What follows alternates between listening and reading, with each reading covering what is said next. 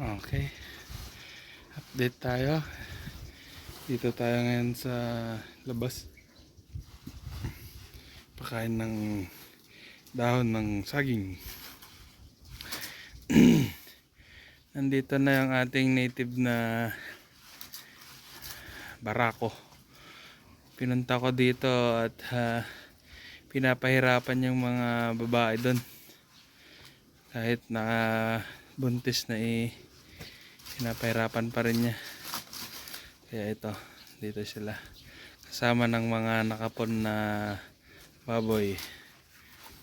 Kung naalala niya, ito siya. Itong nasa unahan. Ay, mali. Saan ba yun? Nandun pala sa likod. Nasa likod yung bulog. Yung hindi nakapon. Ayan.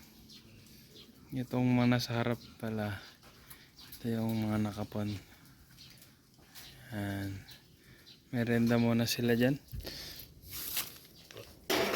Pakita natin yung native na babaeng mga buntis na. Ayan. Yan o, itong nasa kaliwa. Yan yung bulog, barako. Medyo payat siya kumpara dun sa tatlo. Ayan. Yan yung ating barako. Tapos tingnan natin yung ayan. Dilim ah. Ayan. Dito medyo kita na yung tiyan. Yung nasa likod buntis na. Itong nasa harap, yung isa mo kang alanganin. Dito yan o, kitang kita yung tiyan, medyo bumababa na. So buntis na yan. Tsaka yung isa nasa likod. Okay, yan yung update. Yan. Buntis na sila. Sila yung chicks ni ang pangalan niya.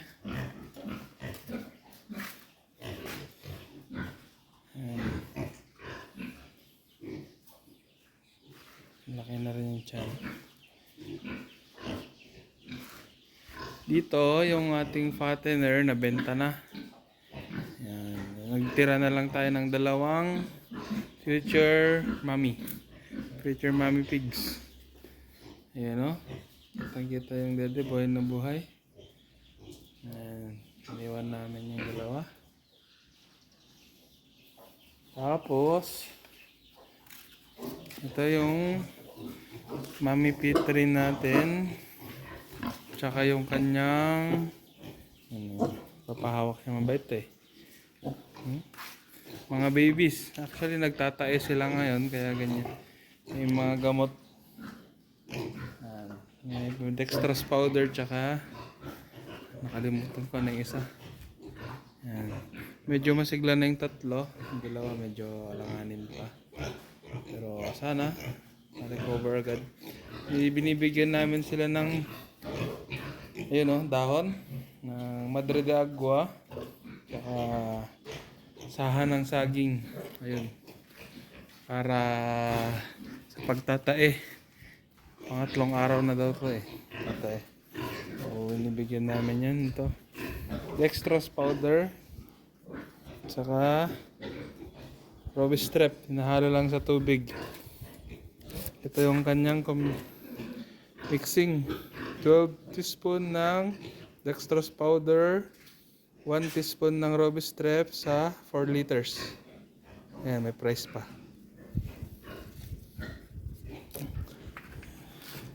Medyo malaki naman yung pagbabago kasi tatlo na yung halos isa na lang talaga yung langanin yung isa. Oh, may inom-inom na. Kumanta ako ngayong hapon alas 2 para i-refill sana. Ayan, medyo bawas na. Pangalawang refill yan. Ayan, yung sila lang inom. Ito na lang isa yung medyo hinapa. I-update natin sa Mommy Pig. Matapang to eh. Ayan. May 5 tube piglets tayo. Ayan, zoom natin. Tapang 3. May kulay yung isa eh. Dalawa. Walang baka pero pure native to. Ayan, tapang niya. Okay.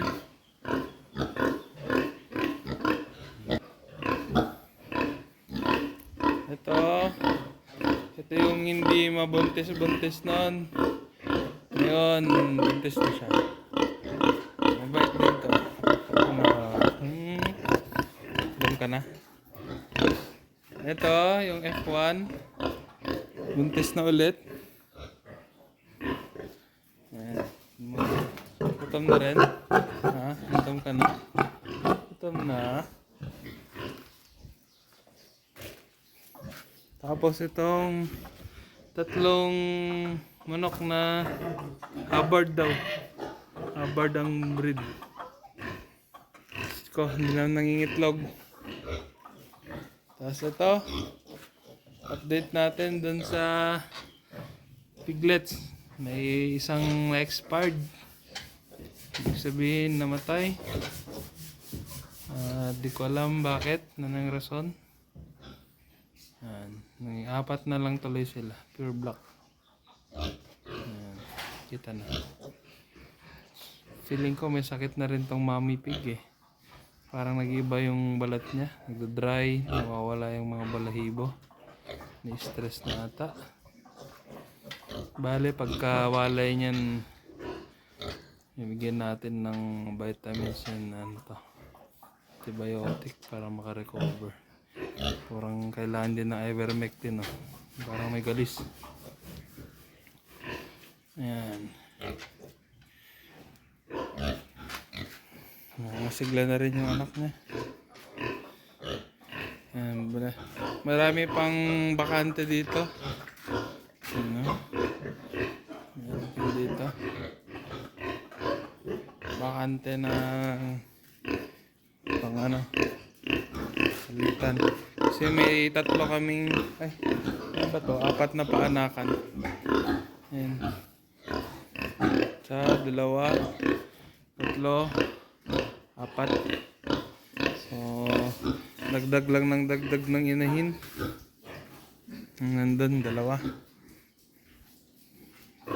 Pati native nagdagdag yun. Yan, mukhang may inom-inom naman na yung ating isa pala. Baka sakaling makarecover agad. Kasi sabi nung sa nagbebenta within a day, titigas na yung tae nila eh. I-feel lang ako mamaya na kita nyo guys yung tiyan nung isa oh. Medyo lumalaylay. Isa, nasa harapan. Yung isa mas malaki oh. Medyo palaylay na yung isa. Halanganin pa pero tsaka natin malalaman yan kapag lumaki-laki pa. Mga tiyan. Pag di lumaki tiyan ng isa, isasama ko na naman dun sa barako. Ito, mami pig. Aras muna siya.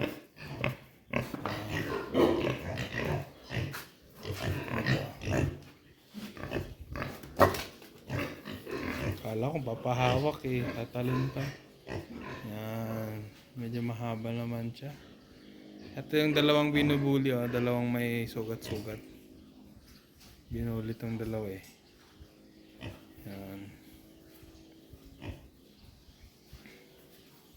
Mintis yung isa, mukhang yung nasa dulo mukhang alanganin eh. Ito, malaki rin yung dyan sa baba, tsaka ito, lumalaylay na. Okay. May update tayo dito guys. Gumagawa na rin kami ng feeds. Bili ako ng pelletizer. So, ayan. May 3, 4 na sako. Pakita ko sa inyo kung ano itsura nung tinitimpla namin. Kita nyo naman oh. Straw lang yung tali. Latang hindi binili. Labas. Gawa lang kasi ito, tinimpla lang. actually ng father ko, no? Kasi busy ako sa work. Ang papa ko halos yung gumagawa. Higpit ah. Ayan. Ayan. Pelletized din siya, no? Para siyang ano, madali nga lang madurog, pero pelletized din yan. Okay, pang breeder. Hindi na namin pinapakain to sa starter pa, kasi meron kami ito starter. Ito pala templado din to. Kala ko naman lactating siya, hindi pala lactating. Ito grower. Yan, pinag-shift lang yan kasi gagawin na inahin yung isa. Ito para din dito yung grower na yun. Pero shift, mapayat mo sila kasi hindi na grower yung pinapakain, sinishift na sa templado namin para makatipid. Mahal ng breeder feeds eh. Yun o, yun sila. Tignan natin yung kanilang kainan. Nakain ko kanina sila ng nipper silage. Yan. Bawas na. Kunti na lang. Pansin nyo dito, mas malalaki yung katawan ng mga lalaki. Kasi dito, mga silage yung pinapakain namin madalas. Konting breeder din. Yan. Pero ayan. Kasi doon sa loob, ayaw ni father ko magpakain ako ng mga dahon-dahon. Babarado sa drainage. Kaya dito ako sa likod, sa labas. Bahala na silang magkalat dyan. Okay. Tingnan natin yung mga pato. Direct yung araw ngayon eh. So madami tayong Madre de Agua or Tricantera, no? Yan. Mahaba yan. Hanggang dun. Direct yung araw. Yan. May mga pato na naman tayo dun. Zoom natin. Yan. May bago na naman tayong batch ng pato. Nakakapisa lang. Yung isa nagsiswimming pa, hindi ata makalala. Ito naman yung pagkain nila, mais. Purong mais lang mga yan. Pero yung mga maliliit may feeds. Ayan, may kulungan. Papasok lang yung maliliit doon, kain lang sila. Kasi sila lang yung pinapakain ng feeds yung maliliit. Ito na yung saging natin, no? Laki. Parang mo nga lakatan yan eh. Update dun sa saging natin dito. Wala na siya. Kinain na namin. Masarap. Matamis. Pero sayang hindi masyadong nag-bulk yung ano niya. Kasi nahulog agad eh. Bigat kasi. Mali ko yun. Sobrang dami ko ang atang piling na iniwan. Okay. Next time gawa tayo ng videos ng pinipelletize natin na ano, feeds. Pagkain ng mga baboy. Future breeders. Actually, mga ano na sila. Buntis na. Yun yung pinakaunang natin na buntis ha. Kalaki ng tiyan. Papit na. Ito, mami niya yun. Nandun oh. Yung matapang. Mami nila yun. Tsaka nandun na may anak. So first parity itong mga to. Yung third parity pang benta na lahat. Ito mga breeders. Ewan ko sa mga nabubuli kung paano gagawin ko. Kasi pag pinagsama-sama ko sila nagkakagatan eh. Okay. Thank you for watching. Gagawa pa ako ng ano. Kakat ko yung saging kakain. May merendahin ng mga maliliit. Thank you.